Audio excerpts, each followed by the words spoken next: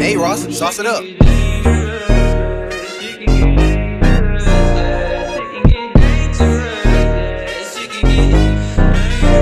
Shit can get dangerous, yeah. Shit can get dangerous, yeah. You staying with a lame bitch, yeah. Well, I'm staying with the gang bitch, 'cause that's gang shit. Like, ooh, and they gon' stay by my side, 'cause them boys down to ride, yeah. Like, ooh, she tryna play with my mind, I can't be wasting no time, yeah. But them boys my wheels, got in my bag and I got out my field. I'm getting this paper, I'm stacking a meal.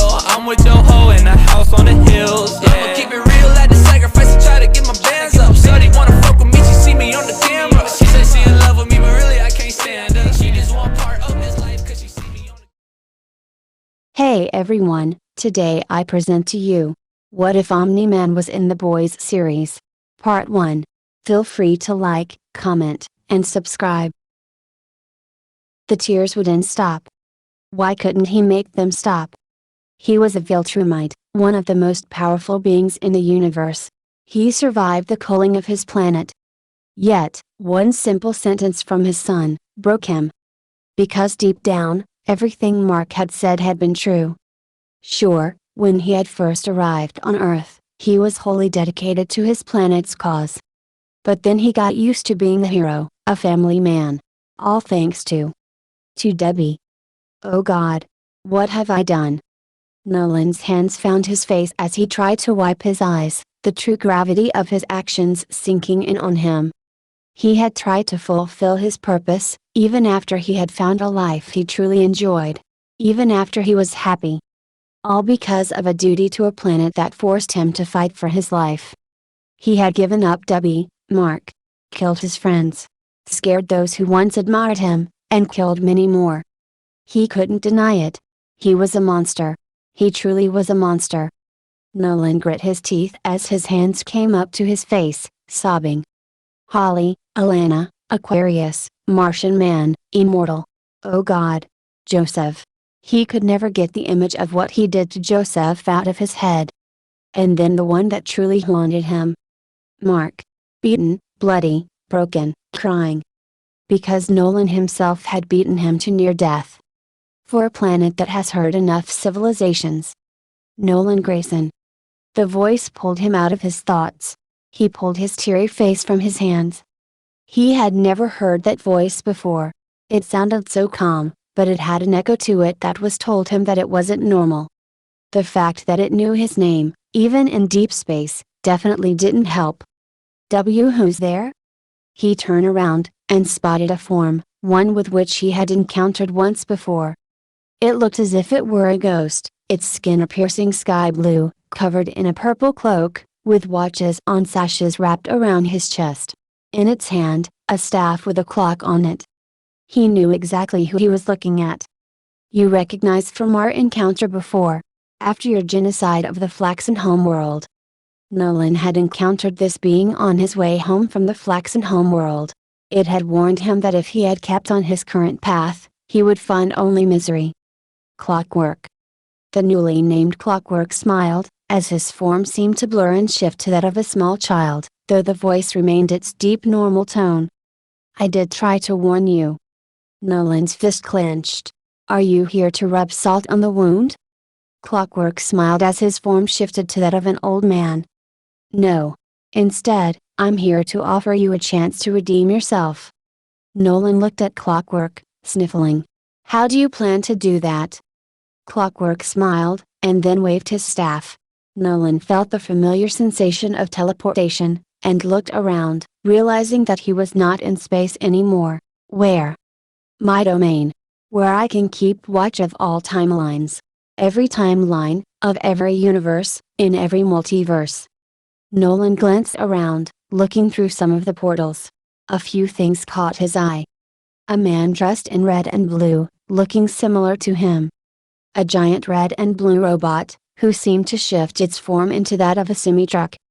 A young child, being hauled off as some human-like giant abomination consumed someone.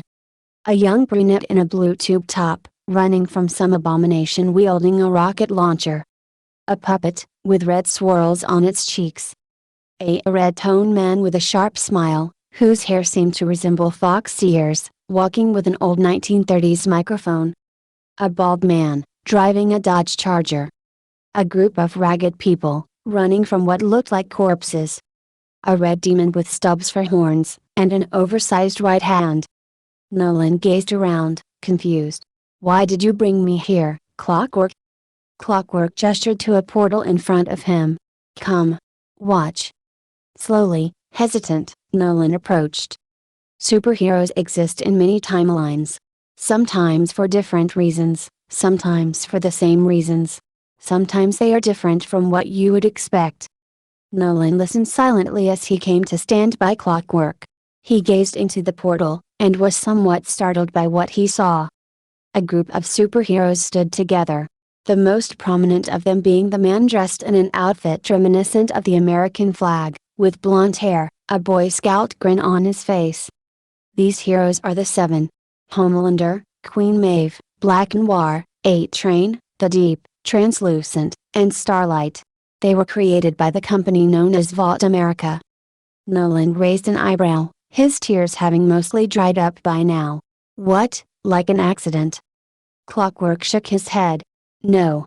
In this universe, superheroes and supervillains are made through the use of a serum called Compound V, which is injected into them as babies. Nolan's eyes widened in surprise. Babies?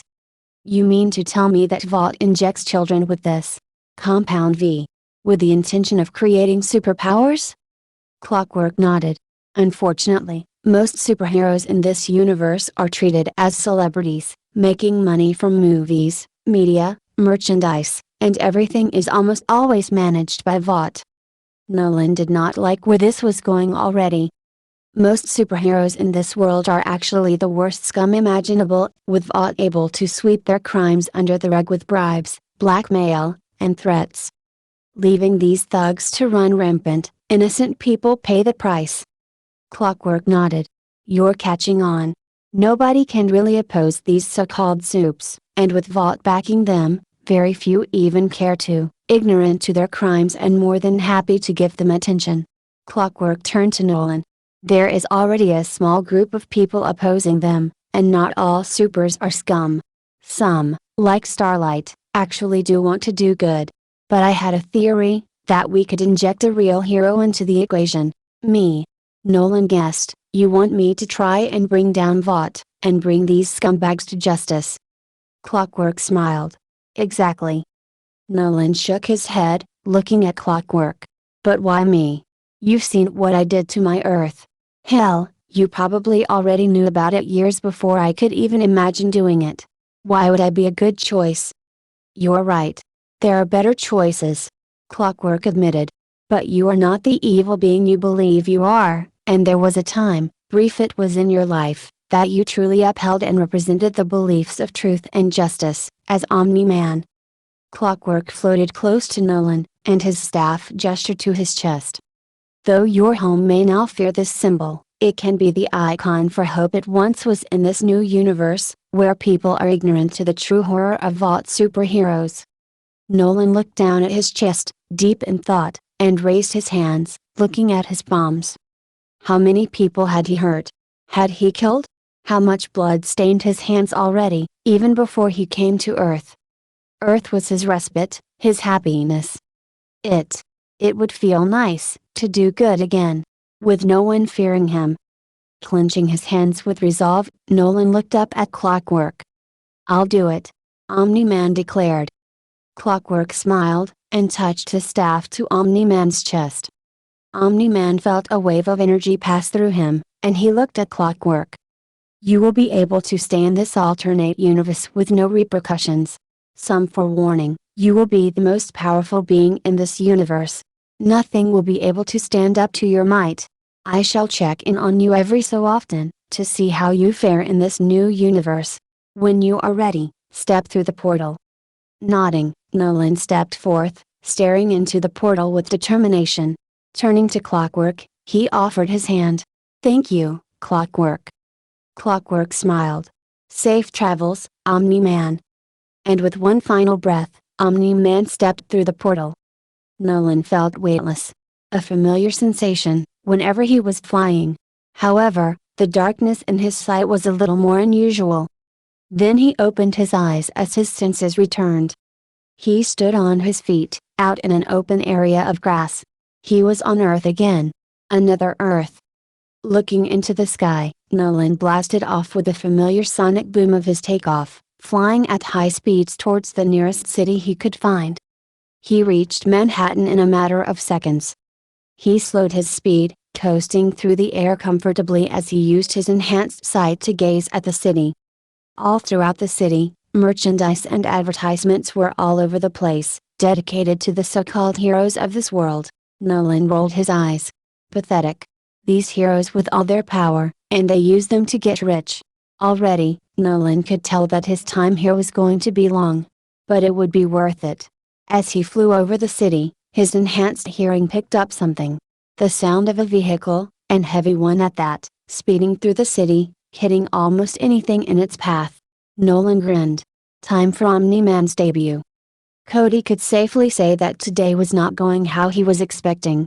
On his way to school with Ray, they were having their typical superhero discussion, which devolved into a debate about how Translucent would kick the deep sass. The last thing he expected to encounter was a rampaging armored truck.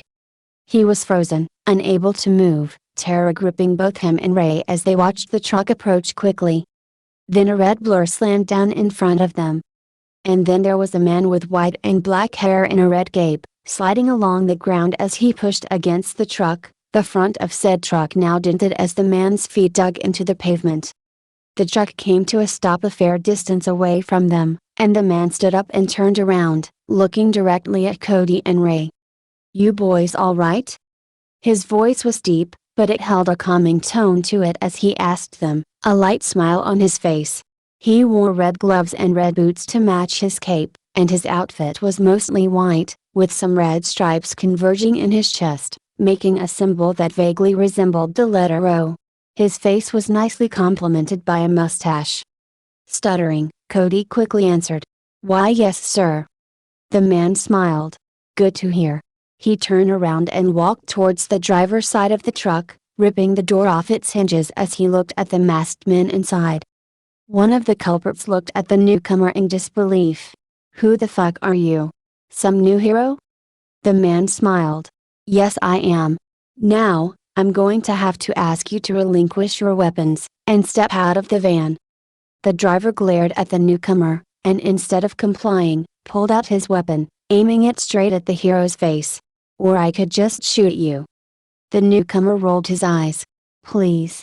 In the next instant, the man disappeared in a blur, and the thugs only heard what sounded like a shotgun going off, before they were looking bewildered at the sight in front of the truck, where the new hero stood, every single one of their weapons sitting in twisted and mangled piles behind him. "Well, I see that my presence wasn't needed," a new voice interjected. All eyes turned to the source, spotting the renowned heroine, Queen Maeve, approaching the new hero, eyeing the truck as if she were impressed.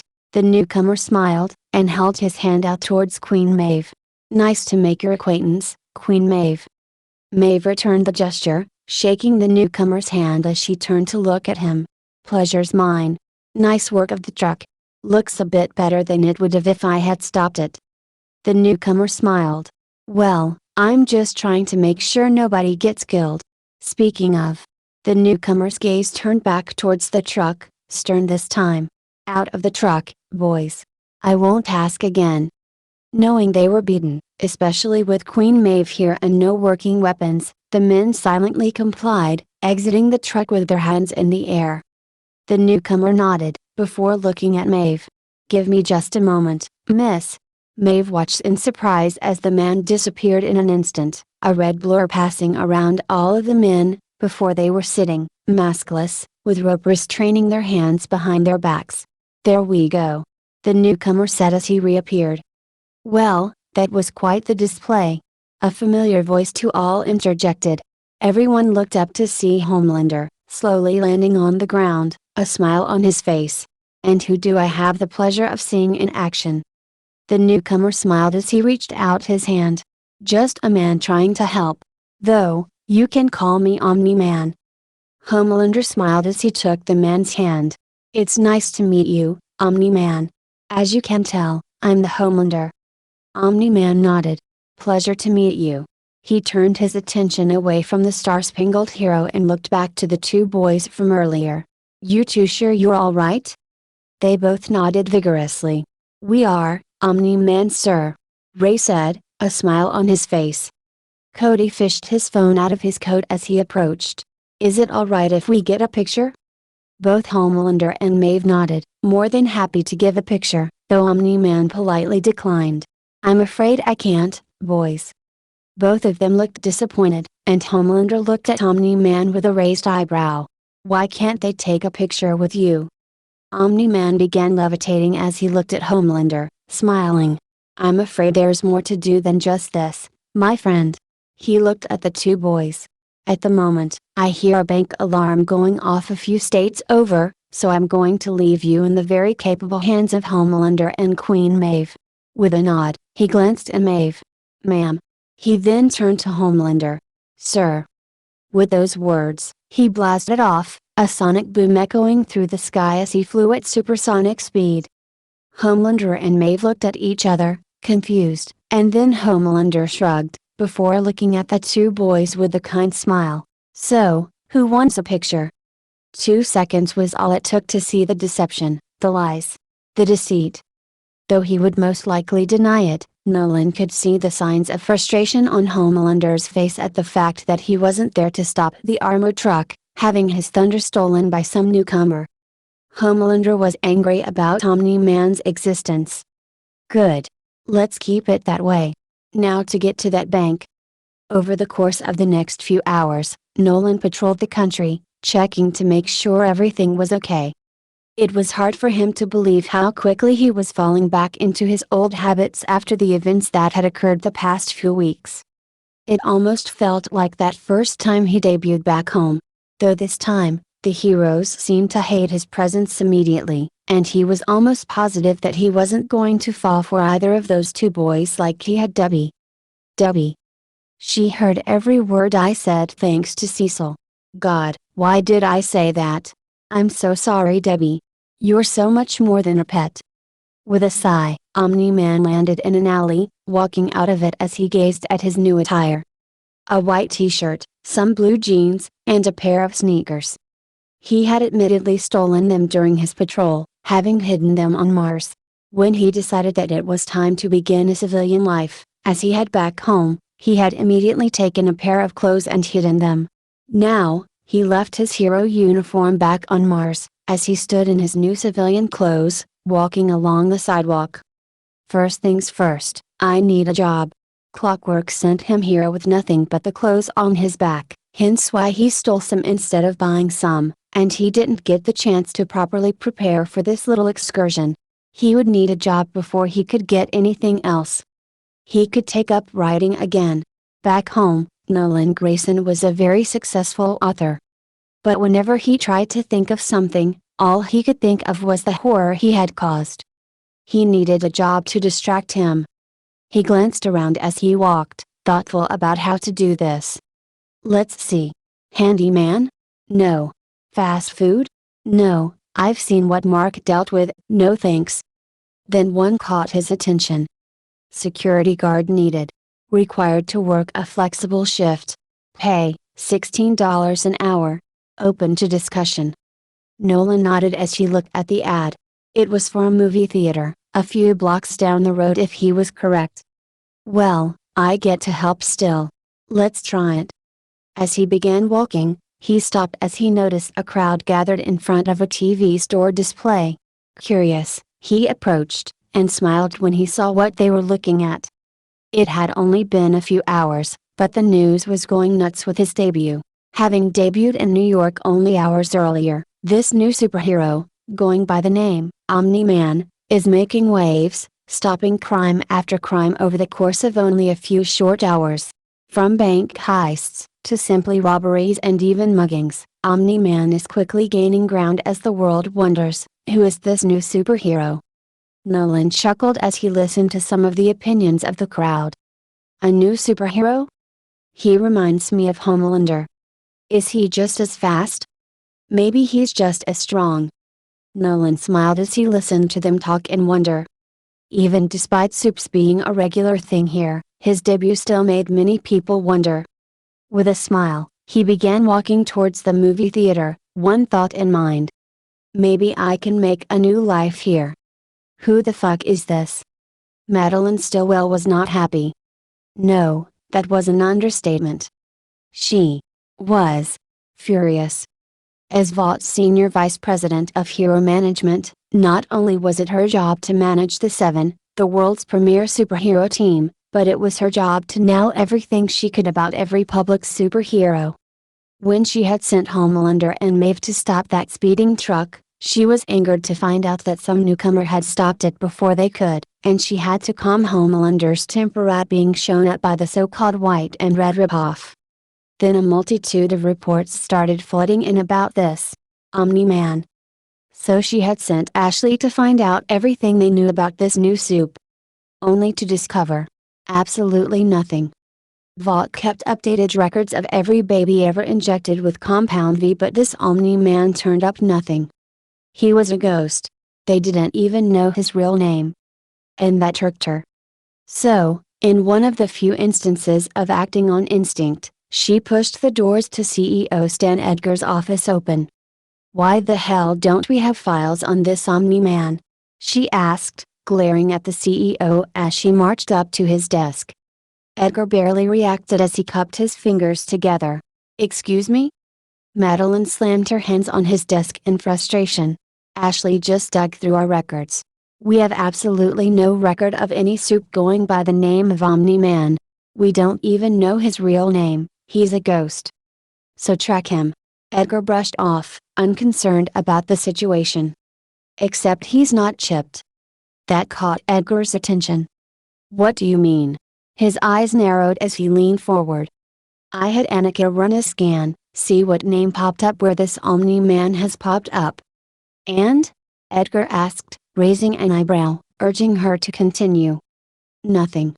According to the scan, no hero was at any of those locations, outside of Homelander and Maeve where he met them during his first appearance." Edgar leaned back, concerned.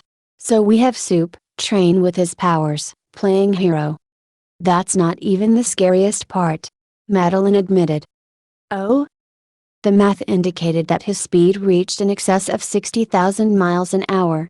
That's triple what Homelander can do. Edgar's eyes widened. Homelander was specifically created to be their poster boy, their most powerful hero. Even A-Train wasn't as fast as him, and he was considered the fastest man alive. For someone to be faster than Homelander, and that someone to be a complete unknown. "Keep tabs on this Omni-Man character. I want to know every little thing we can find out about him. Try to contact him if you can, offer him a position. If we can get him, we want him. And do not, under any circumstances, let Homelander find out that he may not be top dog anymore," Edgar ordered, looking firmly at Madeline, his tone bucking no debate. Madeline nodded. She knew the hell that would be unleashed if Homelander knew about this. Edgar returned the nod. "Have a good day, Stillwell." Without a word, Madeline turned on her heel and marched out of Edgar's office, intent on finding out all she could about this Omni-Man. Nolan sighed as he approached the movie theater. The building itself looked relatively old, the red paint chipping and cracking, but the bricks it was made of stood strong. It wasn't the sight of the theater that bugged Nolan. It was all the movies plastered on them. Every single one of them was some hero flick, another way to boost the advertisement for the heroes.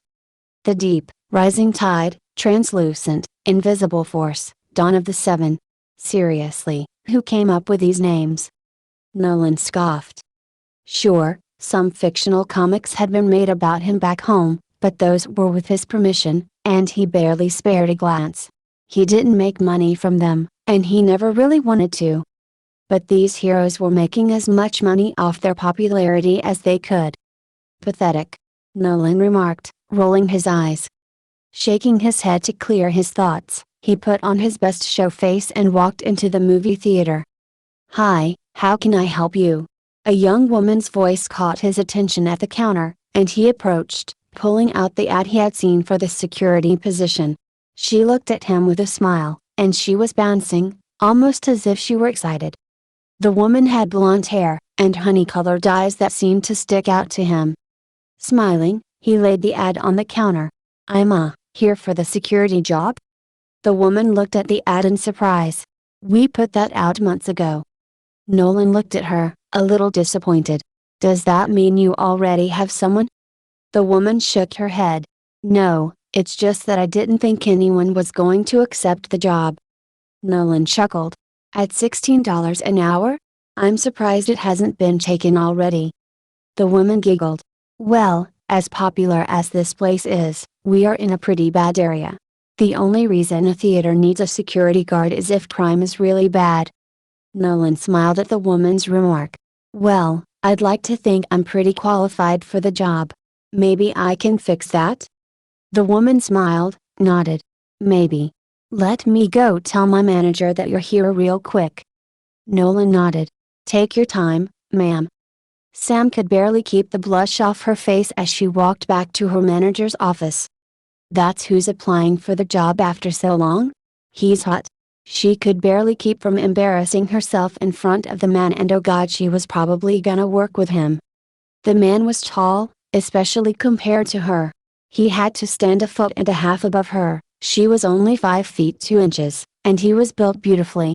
Chisel-toned arms were defined and easily on display in a white t-shirt that hugged his frame, and his face was just handsome, accented by the perfectly placed mustache on his face. She nearly squealed in excitement as she knocked on her manager's already open door.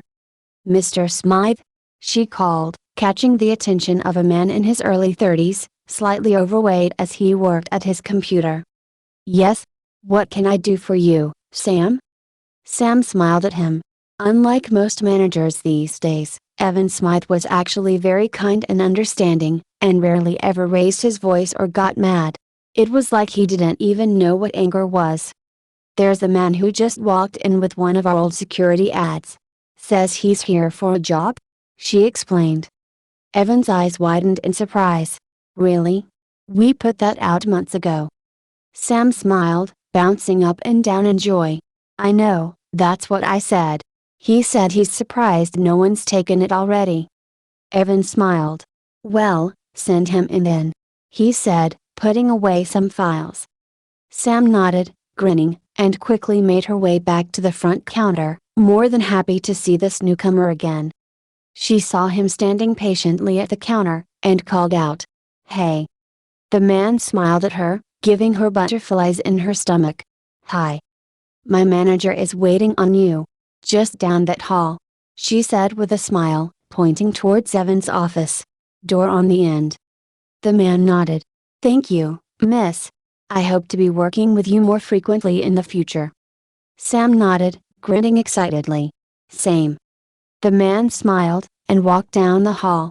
As he walked, Sam couldn't stop her eyes from veering a little south. "Oh, nice ass. I wonder if he's backing something up front," she thought, biting her lip as she stared at his moving glutes. "No, wait, bad thoughts. I don't even know the man yet." She shook her head vigorously to get the thoughts out of her head. "Oh, and miss." The man's voice caught her attention, and she looked to see him stopped at the hallway, looking at her with an amused grin on his face. "Yes?" she said, trying to hide the fact that he was ogling him. "Try not to get too distracted if I end up working with you." His tone made it clear exactly what he meant. Sam felt her face go red, blushing at the fact that she had been so quickly caught. Yes sir," she said, nodding quickly, averting her gaze in embarrassment. The man chuckled at her reaction. "What's your name, miss?" Sam swallowed. "Sam Alcorn." Nolan chuckled at her embarrassment. "Nice to meet you, Sam. I'm Nolan Grayson. I hope to work with you for a long time." He laughed as she blushed even harder, and she hid her face in embarrassment as he disappeared into Evan's office. "Oh, I'm so stupid," she exclaimed, propping her elbows up on the glass counter as she groaned in embarrassment. Well, that was one hell of a sight. A familiar voice caught her attention, and she groaned even more. "Go away, Ellis," she groaned, refusing to remove her hands from her face. I don't want to hear it. Ellis just laughed, ignoring her complaints. I think you crashed and burned as hard as you possibly could at the end there. Sam simply groaned. Ellis chuckled and rested his hand on her back. I'm just joking with you, Sammy, he said, smiling as he comfortingly rubbed her back. That was so embarrassing, he remarked. Sam just groaned in response. He chuckled. Though, he is pretty hot. I know. Sam groaned as she stood up, pulling her hands from her face. He might be the new security guard, and I just made a fool of myself. Ellis chuckled at her remark. I don't know, he didn't seem mad. Sounded like he thought it was funny. Sam groaned, running a hand through her hair. It seems like I either weird out every guy who I might like, or I end up with assholes. Ouch. Ellis joked, smiling. Sam smacked his arm jokingly. Hey, you're gay. Our breakup would have happened sooner or later, Sam remarked, smiling at Ellis. Yeah, you're right. Honestly, still kinda hurt though, Ellis admitted, before glancing at Sam. But hey, maybe he's your guy. Sam scoffed. Doubt it. He probably thinks I'm some creep.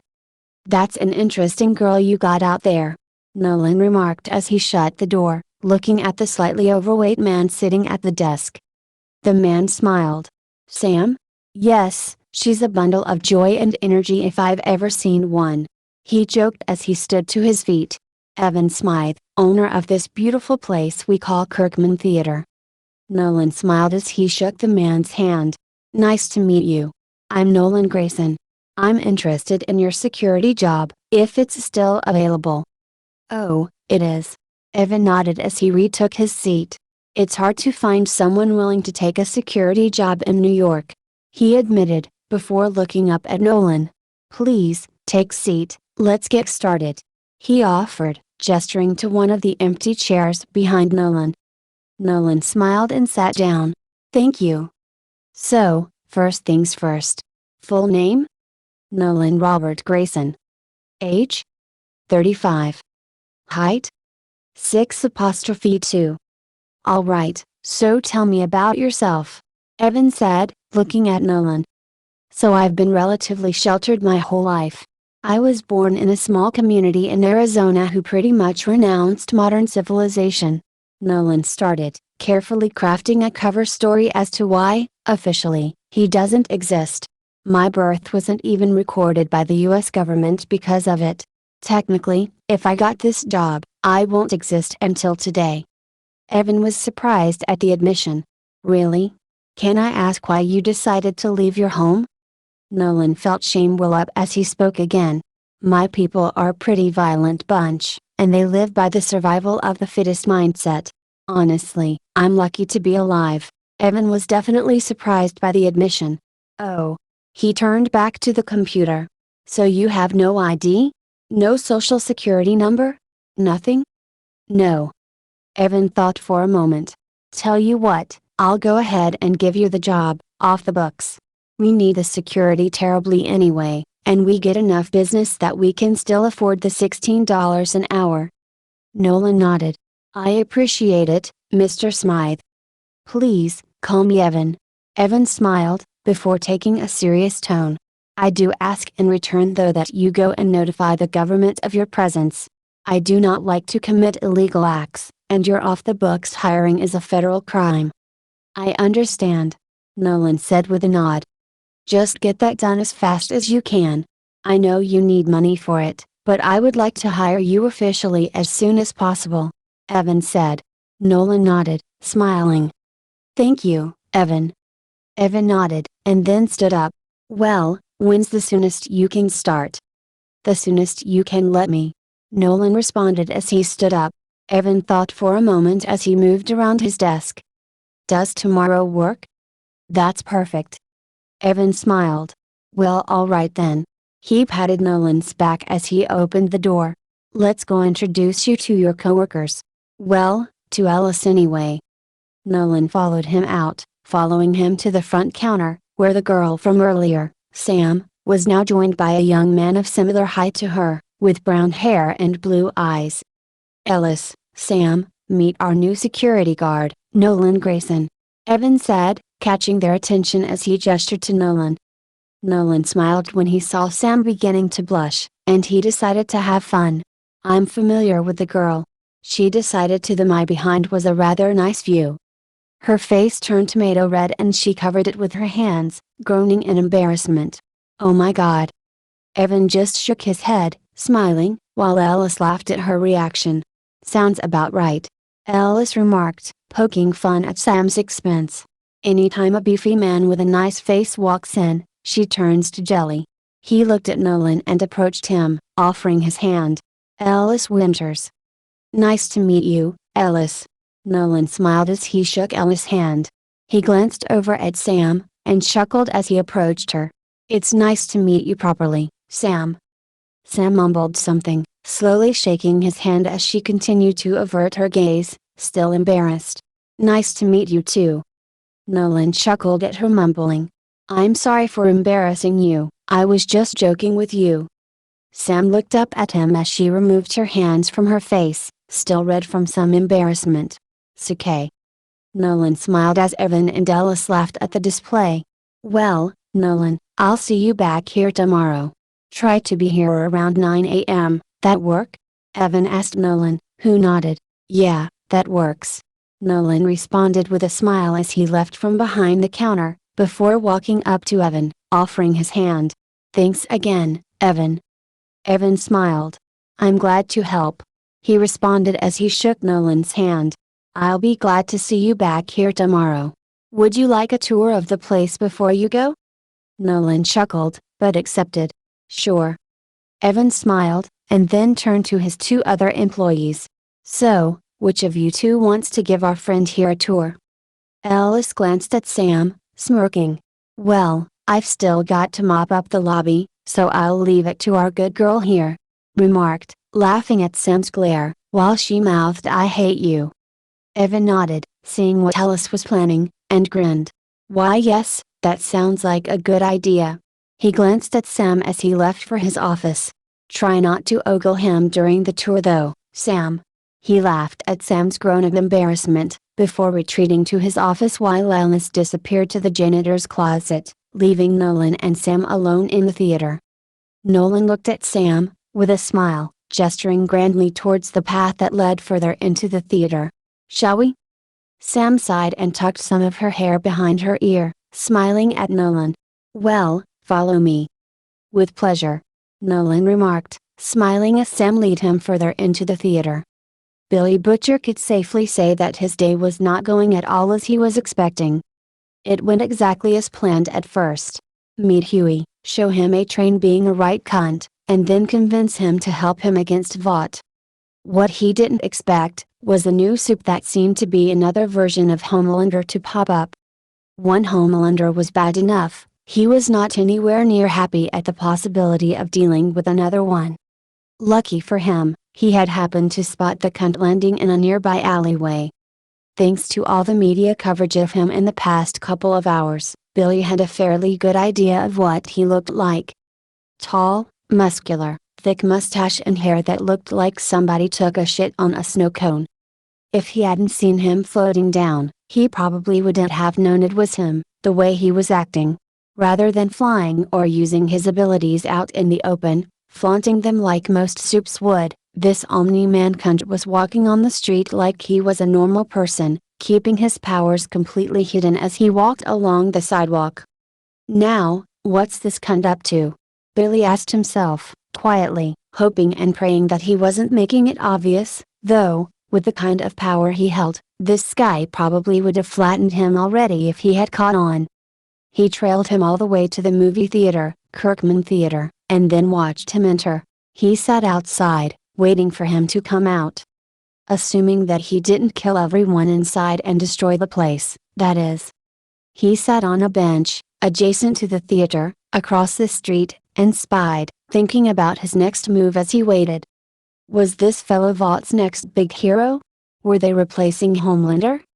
Billy felt a sadistic satisfaction take him at the thought of the star-spangled cunt losing all his fans to this new guy. Serves the cunt right. But something was off to him. If this guy was supposed to be Vaught's next big thing, then why was he hiding away, visiting a movie theater? Especially only after a few short hours of PR stunts. Wouldn't he be enjoying the attention? Wouldn't Vaught want him to attract as much attention as he possibly could?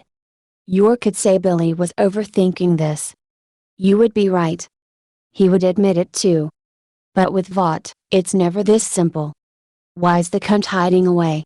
Is this a stunt too? Or is this something else? As odd as it sounded, especially with his hatred for superheroes, something was nagging Butcher, telling him that this Omni-Man fellow could just be the saving grace he needed. The smoking gun to help bring Vaught down. He just had to try and figure out if his gut was right first. Preferably without his gut leaving his body a few seconds afterwards. Shite. This is gonna be fucking hell, isn't it?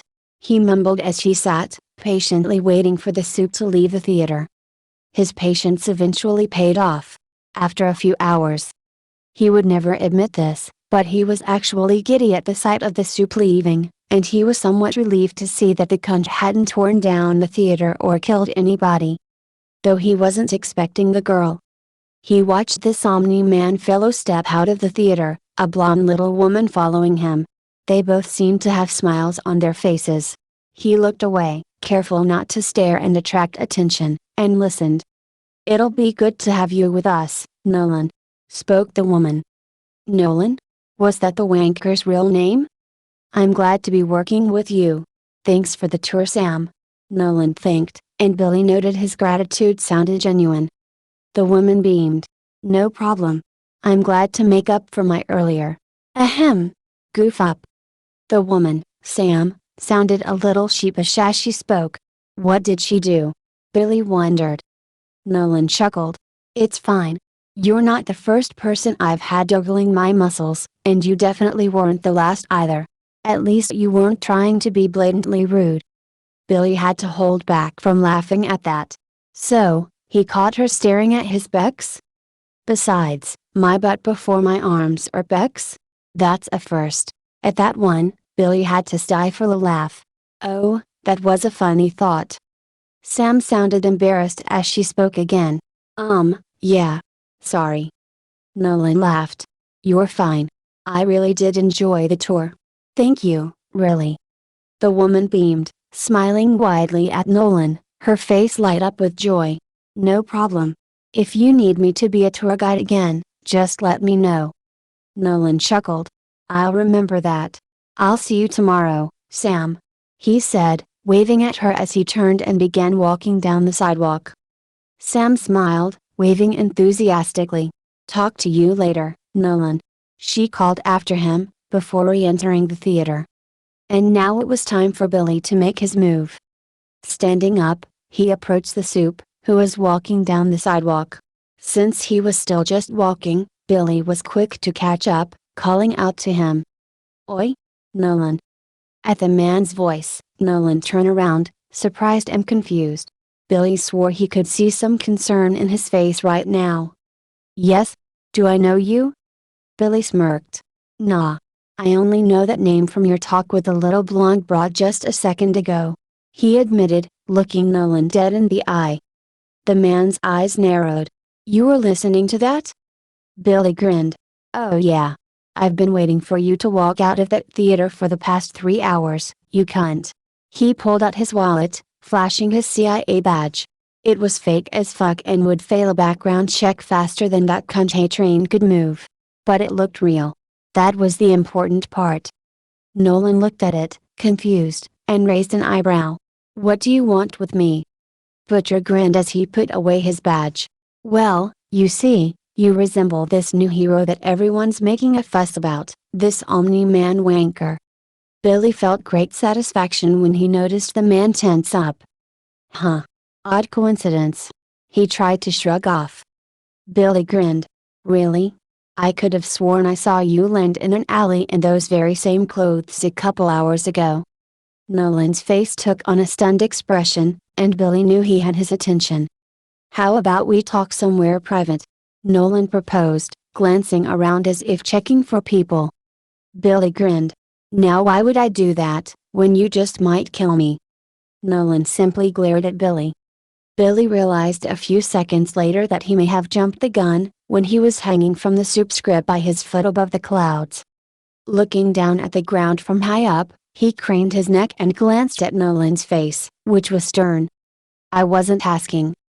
Billy sighed. "Well, shite." Nolan wasn't happy right now. It had only been hours. Hours. That's how long he's been on this earth.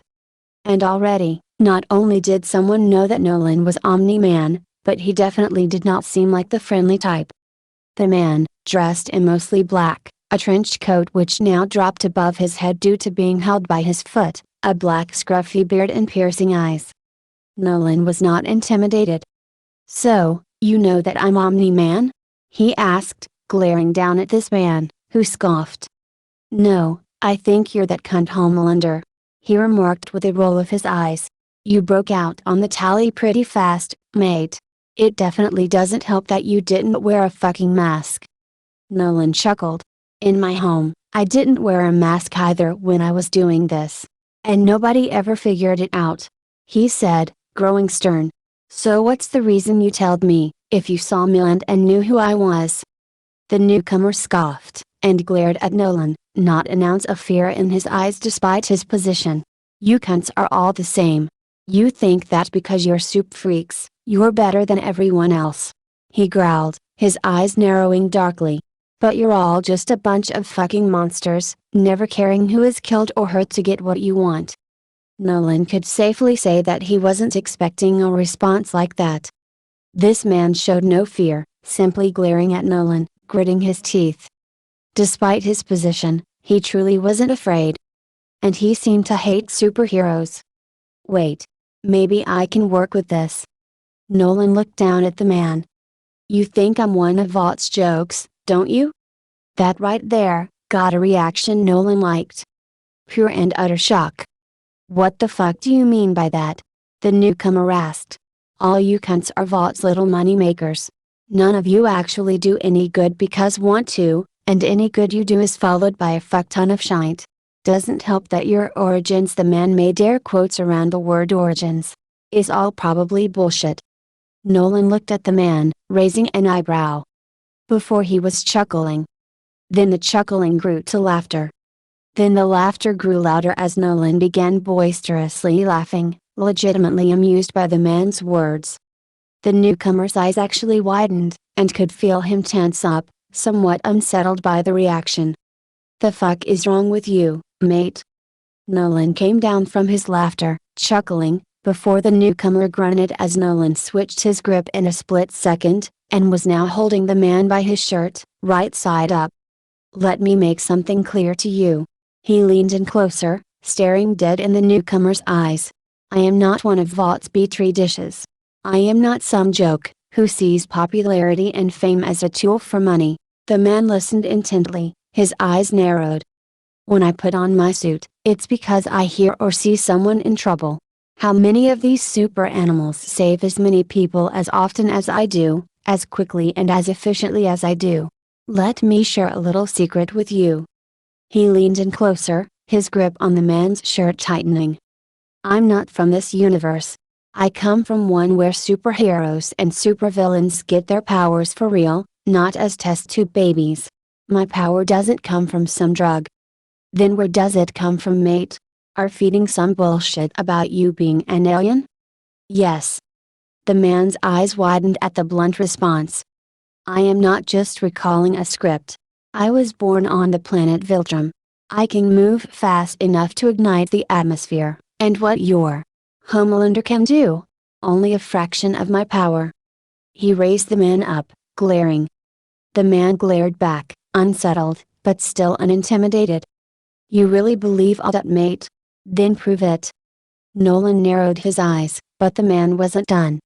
"All of Vaught's so-called origins are always fabricated better than a model's tits, and unless you give me more than that, I have no reason to believe you're just another lying self-absorbed cunt."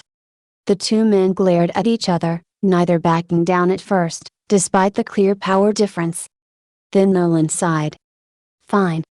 Keeping a grip on the man, Nolan flew back down, quick enough to make sure neither of them were spotted, flying in the direction of an abandoned warehouse, landing inside. He let go of the newcomer's shirt, and let him on his feet. The man simply grunted, dusting off his shirt where he'd been grabbed. Nolan narrowed his eyes. I want to know your name before I give you my story. I don't trust you any more than you do me, but we may as well get to know each other. The man narrowed his eyes, before grinning. Fine. Name's Billy Butcher, mate. Nolan nodded. Nolan Grayson. Nolan disappeared in a flash, and reappeared with 2 chairs. May as well take a seat. This story is pretty long. Then let's hope it's all true. So Nolan began. And as much as he didn't want to, he told Billy everything. All of it. From Viltrum society, to its culling. His age, his mission, his life on Earth. His career as Omni-Man. His career as successful author Nolan Grayson. He told him about the Guardians of the Globe. How they were good people. His best friends. How he slaughtered them all. He told him about Debbie, and how she had accepted him immediately, eventually becoming his wife. And how he'd called her a pet. And he told him about Mark. About how good of a kid Mark was, how helpful and kind he could be, and how he'd been left beaten to a bloody pulp, by Nolan himself. And Billy listened to every word. He grew more entranced by the story every second, his disbelief growing as he slowly realized that this was far too meticulous and well crafted for it to just be a story. Nolan finished his story with a talk with Clockwork. Clockwork explained to me that the heroes of this world are just super enhanced humans, injected with a chemical known as Compound V as children. Butcher's eyes widened. So you're telling me that Homelander, 8-Train and all those other cunts at Vought and the Seven are all really just human science experiments? Nolan nodded. Butcher looked shocked, and then he grinned, the biggest smile Nolan had seen on him by far. You're here to bring down Vought, aren't you? So you believe me? Butcher chuckled. Mate, Vaught's good but they ain't that good. They wouldn't be able to craft a story as meticulous as yours. Nolan watched as the man stood up off his chair, seemingly giddy at the information. We'll have to prove it, but this info could be the start of Vaught's downfall. We? Nolan asked, smiling slightly, an eyebrow raised. Butcher looked at Nolan. I won't lie to you. You're an alien that's over 1,000 years old and from another universe, and from what it sounds like, you were quite the conqueror.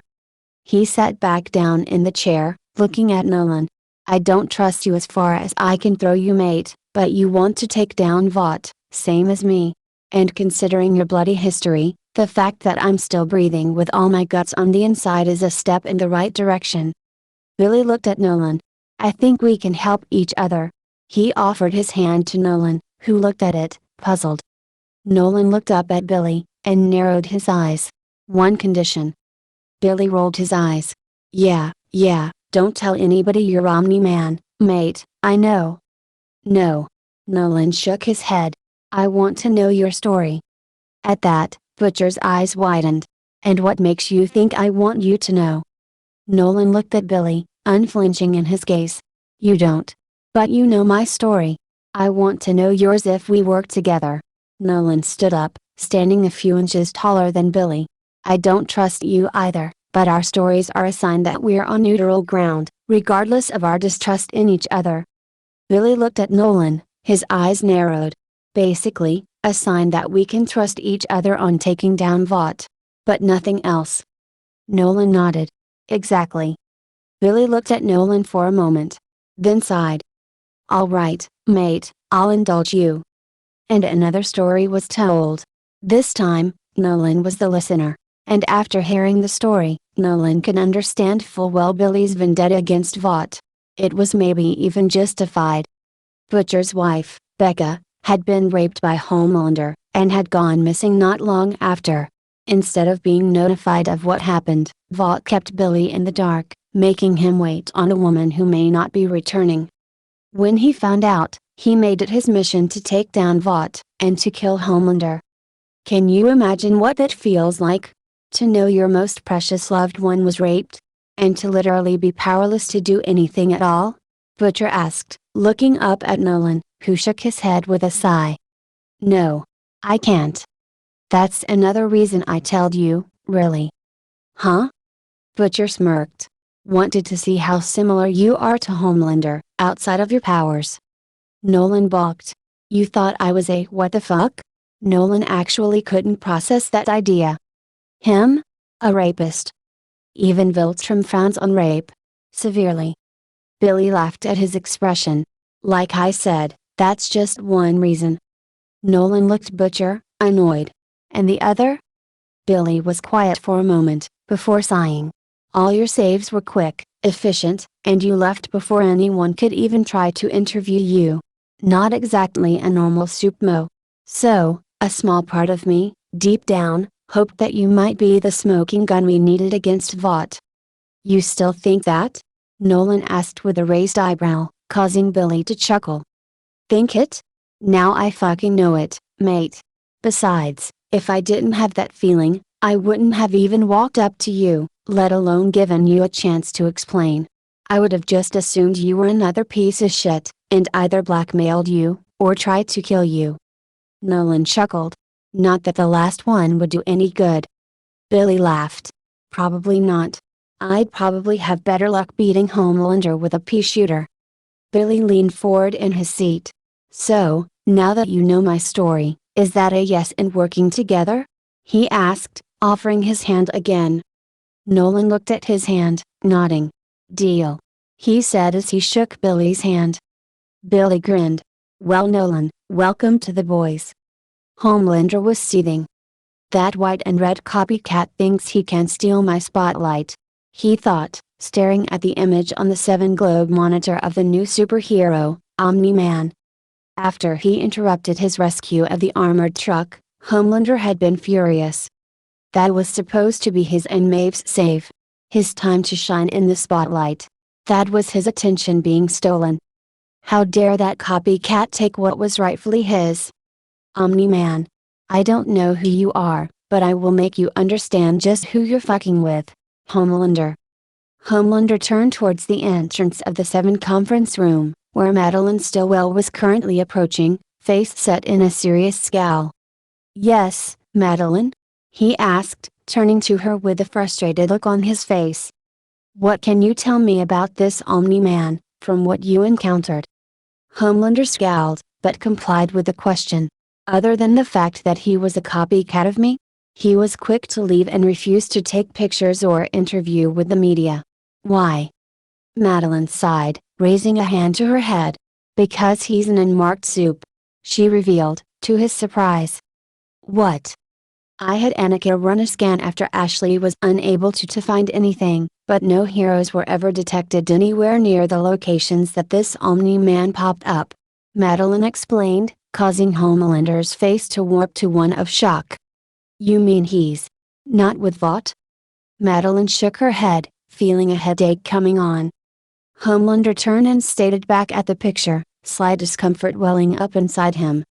The compound V I've been sending out to create supervillains. Is this Omni-Man one of the results? He felt jealousy begin to well up inside him. How dare this pretender's debut go so well? Especially without spending time in a test tube. Why couldn't my debut have gone so well? He still remembered that fateful day at the factory, when he killed so many people. And when Black Noir became his first friend. He didn't save a single life. And this guy, unmarked, made from his genius, goes around saving people with no problem. Oh, Homelander would do better. He would definitely do better. He'll save more of these pathetic cocksuckers than Omni-Man ever could. Then he'd kill Omni-Man. Unfortunately, because of his rate at which he's saving people, and the attention he's receiving, Edgar has ordered that if we get a hold of him, to offer him a spot on the 7. The remote in his hand was crushed as he twitches in rage, losing his temper. What? Madeline sighed. I didn't make the choice, Stan Edgar did. She rubbed her head in frustration. As CEO, he overrides any authority I have. Homelander growled. He was expected to treat this cocksucker as a friend? Fine. Homelander growled out, staring back at the screen while Madeline walked off. He'd play nice with the copycat. I'll make your life a living hell, Omni-Man. It had been a day since Nolan had arrived in this new world. Despite their rough meeting and mutual distrust of each other, Butcher had been a godsend. Upon finding out that he had, well, literally nothing to his name, he had actually taken Nolan out and bought him a phone. "We gotta keep in contact with each other, mate. Otherwise it's hard to plan and prepare." Nolan could see the logic in that. Especially considering that Butcher had called earlier this morning, with a plan already lined against Vought. "Hey, Nolan, you there?" "I'm here. I got a kid named Huey. Wants to help us out." "Why?" "Poor lad's lover was killed by a train about a week ago. Right in front of his eyes." "Damn. How'd you get him to help?" "Took a soup nightclub, showed him footage of the bastard laughing about the poor broad's death." "Nolan, you there?" "Yeah. Just had to process that." "Angry?" "Livid." "Good. So why are you calling me?" "Two reasons. One, I'm gonna have the kid plant a bug." "Okay, and two?" "You're going with him." "Come again?" "Have you watched the news?" "Right, stupid question. Vought publicly issued an invitation. They want to offer you a position on the 7. How does the kid factor into this?" "He's gonna accept a non-disclosure agreement for some cash. While he's signing it, he's gonna plant the bug." "So, am I taking advantage of the offer to guard him, or is this a dual opportunity?" "Maybe both. You want me to spy on them, don't you?" "How'd you guess?" "Well, even if they discover the bug, they most likely won't know I'm in with you. All I got to do is feed you information, do some snooping. And unlike any other spy on the planet, I can turn the entire team into paste." "You catch on fast.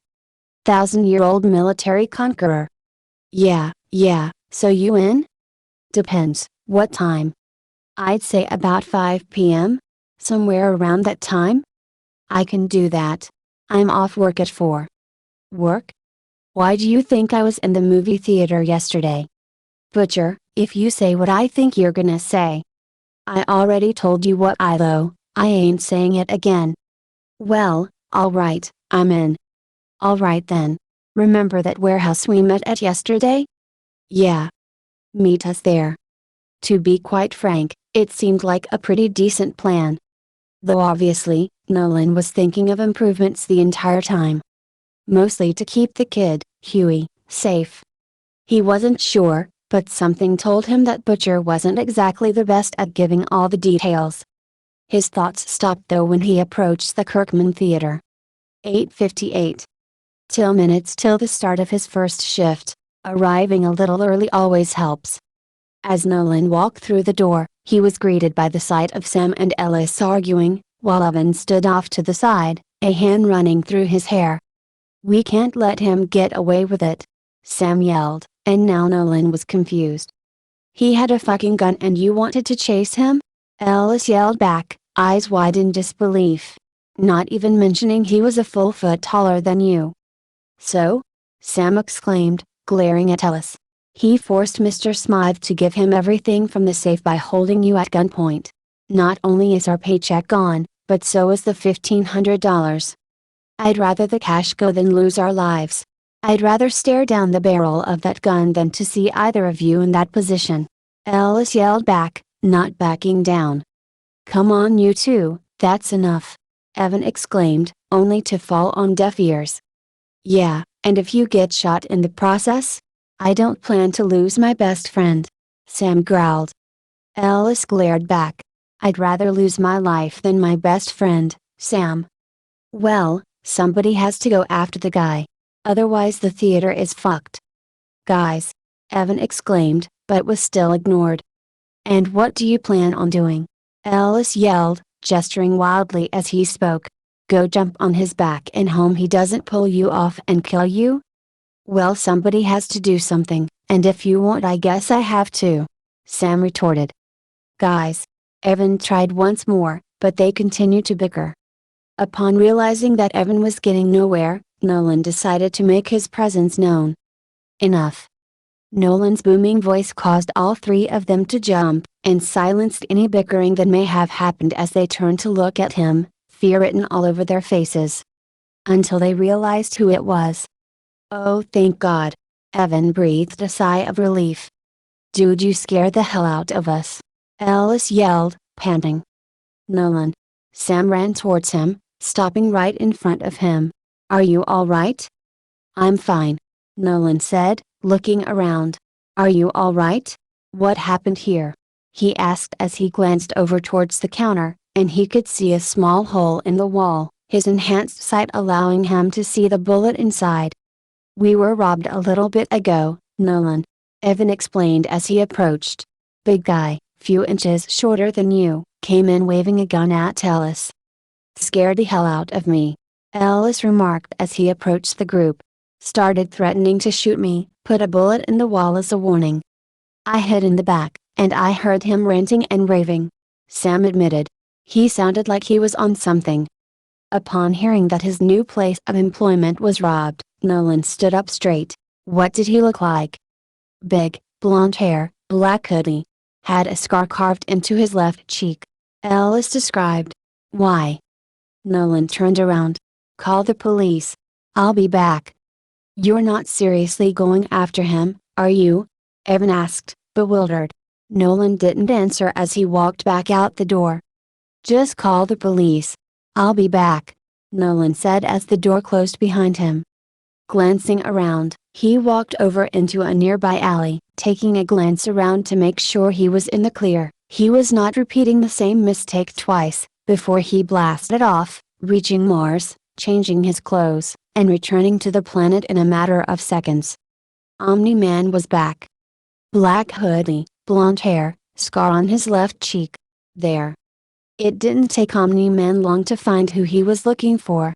The man had only made it a few blocks from the theater, and had decided a nearby alley was the perfect place to count his cash. Omni Man rolled his eyes. "Only a few blocks away, and you pick an alley?"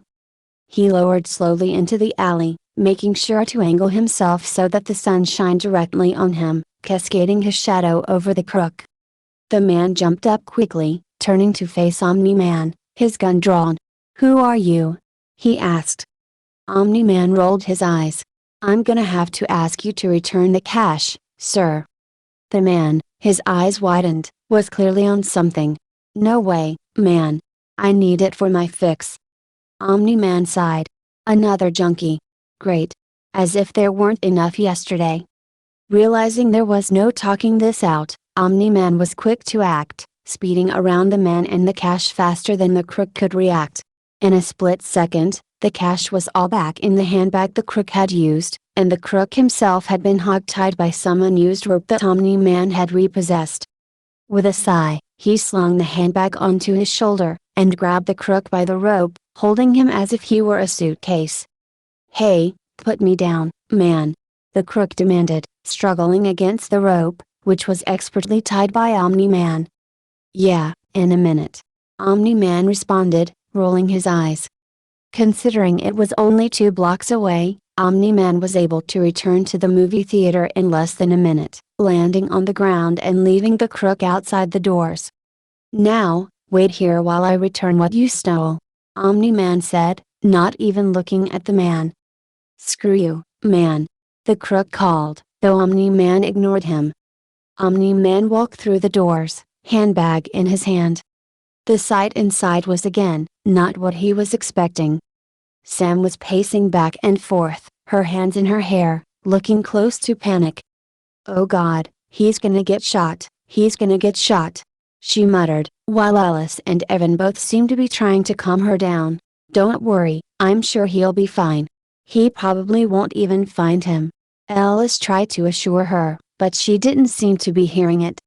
"He has a gun, you said it yourself, and it hadn't been that long. Oh, why did I have to be so gung-ho about going after that guy?" Sam exclaimed, gripping her hair in panic. "Even if he finds the guy, Nolan is a big man compared to him, and I'm sure he wouldn't go after him if he didn't think he could handle it," Evan reasoned. "But he hasn't even been here a day. His first day hasn't even started. He shouldn't be going after crooks. He's a security guard, not a cop," Sam yelled. Clearly, she was worried for Nolan. Nolan was actually touched by her concern. Maybe he should pay it back, in his own way of course. Transitioning into his Omni-Man persona, he cleared his throat. "Excuse me?"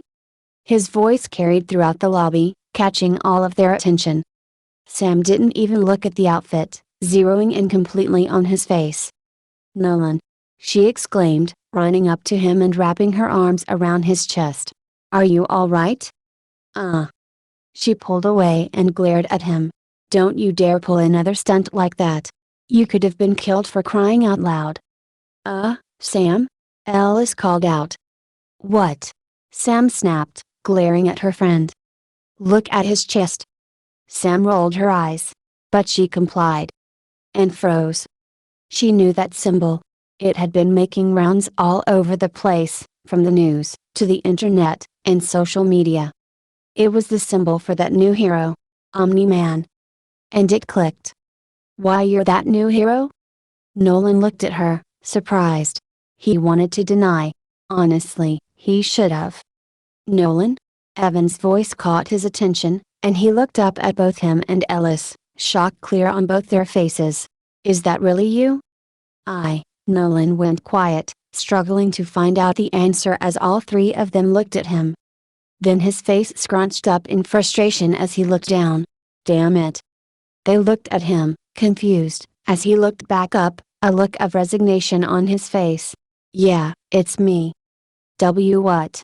Sam was stunned speechless, gazing at the symbol. The man she had admired the other day. Their new security guard was a superhero. And she had ogled him the other day. "Oh my God!" Sam exclaimed, her hands shooting up to her face in embarrassment. "What's wrong?" Nolan asked her. "I got caught ogling a superhero," she exclaimed, muffled through her hands. Despite the sudden and immense revelation, that definitely lightened the mood as they all chuckled at her embarrassment. "You think you're the only one who's stared at me?" Nolan said, chuckling. "Like I said, at least you didn't try to deny it or be rude about it," he said, smiling down at her. "It's still embarrassing," she muttered as she took her hands away from her face as she ran them through her head, while her face was red with embarrassment. "How about I lighten up the mood?" he said as he held out the handbag, intending to change the topic.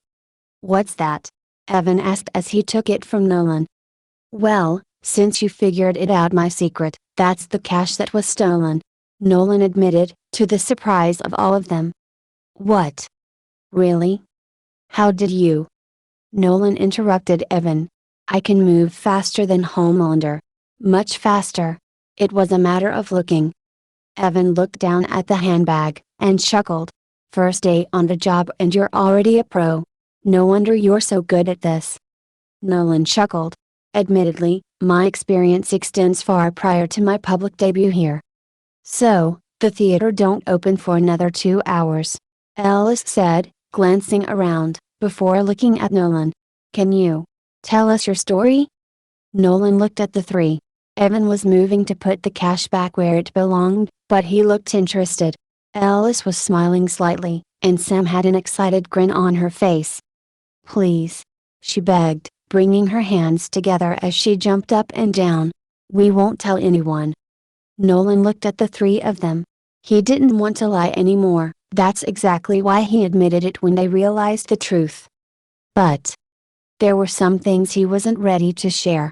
Not with them. Not unless he knew they could handle it. He sighed. "I won't lie, I'm going to omit some bits because they are too hard to talk about, but everything I say will be the truth." He looked at them all seriously. "But I mean it when I say not to tell a single soul."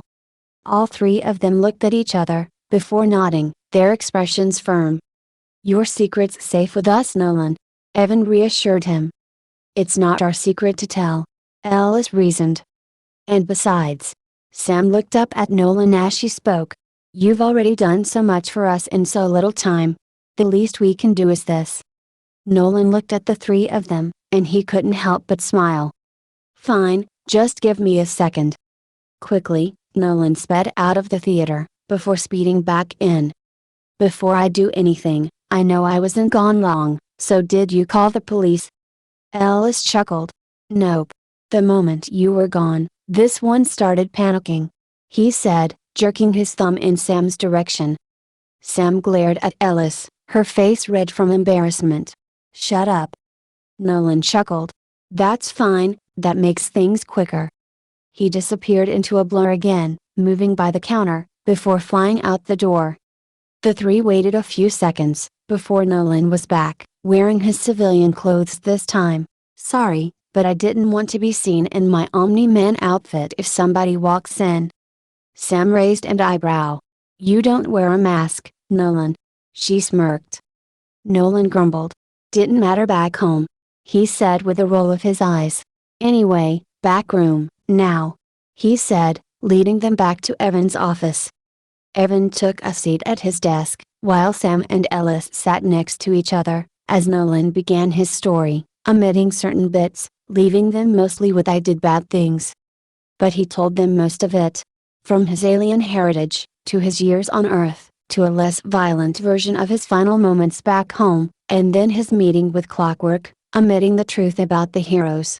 He didn't think they were ready to know that one yet. All three of them stared at him, shock covering their features. Wow. Ellis muttered, looking at Nolan. So you're an alien? Sam asked. When I interviewed you yesterday, Nolan. Evan's voice caught Nolan's attention. What all did you edit or modify? He asked, gazing up at Nolan. Nolan sighed. Not much, honestly. Just where I was from, and my age. How old are you? Sam asked curiously, head tilting as she looked at him. You want the truth? The three nodded. I stopped caring after my 1500th birthday. They all balked at his answer. 1500? Ellis muttered, shell-shocked. You're thousands of years old? Sam asked, disbelief clear in her features. If I'm honest, I should be about 3000. Viltrumites don't exactly place emphasis on birthdays. So it was hard for me to care about keeping track after a certain point. He admitted. He looked at Evan. Remember when I told you that my people live by the survival of the fittest mindset? Evan nodded. That's why I did bad things. Misplaced loyalty. What did you do? Ellis asked. Memories flashed through Nolan's head of a boy in a blue and yellow suit, beaten, swollen, and bloody. I don't want to talk about it. He said, looking down, rubbing his head in shame. The three looked at each other, and then back at Nolan. We won't force you to do anything, Nolan. You've not even been here a day, and already, you've helped us immensely. Evan said, reassuring Nolan. Yeah, man. Ellis said, standing up. We're happy enough that you shared what you did with us. You didn't have to. We'll take your secrets to the grave. Sam said seriously, standing up. Right guys? Right. Ellis agreed. Agreed. Evan nodded, all three of them looking at Nolan. Nolan smiled at the loyalty he'd been gifted. Thank you all. I can't thank you enough. They all smiled, before Ellis smirked. Piece of advice? Get a mask or some other way to disguise your identity. Nolan sighed, grabbing the bridge of his nose as they all laughed. Yeah, apparently people are a lot more perceptive here. How do you figure? Evan asked. Back home? I could leave in my suit, show up a second later in casual clothing, not do anything to my face or my hair, nothing, and people would still not realize I was the same person. Nolan chuckled. Idiotic, now that I think about it, but it was the way things were back home. Not here. Evan smiled. You either need a mask, or you need to try and reduce the time spent in both personas around people. Or at the very least, change some things up in your personas. Nolan brought a finger up to his chin as he thought for a moment. Actually, you may have just given me an idea. Hey Nolan, something just occurred to me. Sam spoke, catching his attention. Yeah, Sam? If you've only been here a day, where have you been staying? Do you have somewhere to go? Nolan froze. Honestly, I haven't been staying anywhere. He admitted. Most of my time here has been patrol. After leaving here yesterday, I had no money. So I really had nothing to do. They all looked at him. How long were you here, yesterday, before you showed up here? Evan asked him. When I first arrived. Nolan started. I stopped an armored truck. That was within minutes of arriving. I spent a few hours after that stopping crimes all over the country, before finally deciding to start setting up my civilian life. Do the other heroes have civilian lives? Ellis asked, interested in that prospect. Nolan was silent. He really didn't want to breach that subject. But wouldn't it be better to warn them? But they weren't ready for the truth. At least, not all of it. Nolan looked at them. Some do, some don't. He admitted. Do you want to know why I was sent here? They looked at him, intrigued. Why? Sam asked. Because superheroes of this earth are monsters. They all looked confused at that. What do you mean? Ellis asked. Nolan sighed. What do you, Homelander? They all looked at each other, confused as to where this was going. He's an alien, who crashed into the US as a baby. Ellis started. He's heroic, standing for truth, justice, and the American way. Sam added. As corny as that sounds. He's the leader of the Seven. Evan explained. Nolan nodded. Okay. Here's what you don't know, he's a rapist. Every single of them blanched at that. What? Sam stuttered, extremely disturbed. He sees himself as God, above everyone. He sees you all as pathetic creatures, who are simply there for his amusement. Nolan explained. A man I met yesterday, whose name I will not divulge for his privacy, had an extreme hatred for superheroes, Homelander in particular, because his wife was raped by Homelander. They all looked extremely unsettled at the thought. But they're superheroes. Right? Ellis sounded so terrified. After all, if Homelander is that bad, how bad could the rest of them be? Unfortunately, that's just a title on this earth, twisted and warped from its real meaning. Nolan said, sighing. If they were real heroes, they wouldn't make any money from merchandise, and they definitely wouldn't star in movies. Nolan looked at them, seeing the realization pass over them. But how would what get away with it? Evan asked, eyes wide in disbelief. Because of Vought. Nolan revealed. Vought has so much influence and power, that they have effectively privatized superheroes. Problem is, they can't afford to lose their biggest money makers, so Vought covers their sorry asses whenever they commit any crime. It can't be that bad. Right? Sam looked on the verge of tears at the thought that every hero out there was probably some sick, twisted psycho, who could get away with anything they wanted. Nolan looked at Sam sadly as Ellis pulled her into a hug. Unfortunately, it is. The woman Homelander raped? Vought covered it up, simply told her husband she'd been missing.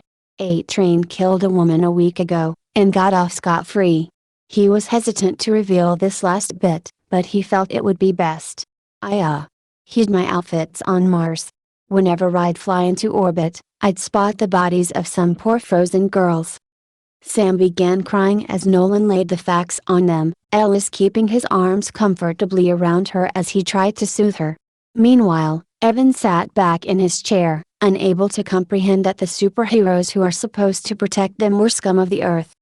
Not all of them are bad, he said, gaining their attention. There is one, to my knowledge, who wants to do some good. Starlight.